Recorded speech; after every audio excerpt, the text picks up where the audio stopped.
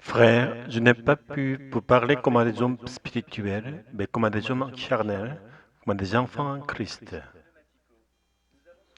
Nous avons souvent tendance à mal interpréter le terme homme spirituel en le prenant pour une personne mystique ou dotée de pouvoirs spirituels particuliers. Cependant, ce mot est un adjectif dérivé de pneuma et signifie appartenant à l'esprit. En effet, le suffixe ikos indique l'appartenance à quelque chose. Ainsi, l'homme spirituel désigne non pas quelqu'un qui possède des dons spirituels spécifiques, mais celui qui appartient au Saint-Esprit, qui désire davantage l'Esprit que le monde, qui cherche à s'unir à lui.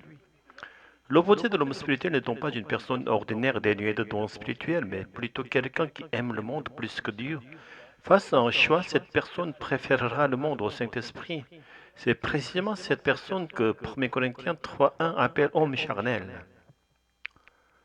En Occident, on a souvent pensé que ce qui distingue l'homme des autres créatures n'était pas sa capacité à connaître Dieu, mais sa raison, qui lui permet de penser de manière rationnelle.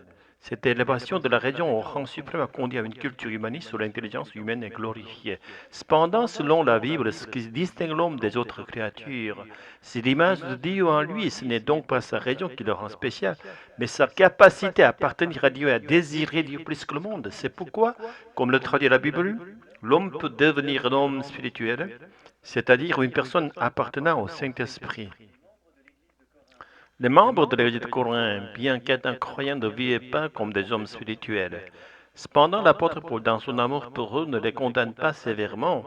Il les considère comme des enfants encore immatures et leur annonce continuellement l'amour de Dieu pour qu'ils en viennent à aimer Dieu plus que le monde. Qui parmi nous peut prétendre être meilleur que les croyants de Corinthe sur ce point? La plupart d'entre nous, moi y compris, désirons davantage les bénédictions du monde que la communion éternelle avec Dieu.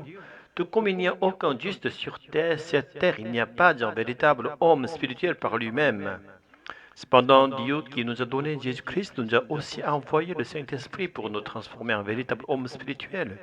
Par la croix du Christ, il circoncis nos cœurs charnels qui aiment le monde plus que Dieu et fait de nous des êtres véritablement spirituels. Ce soir, ce dimanche, nous voulons donc louer, adorer de tout notre cœur notre Dieu qui agit ainsi en nous.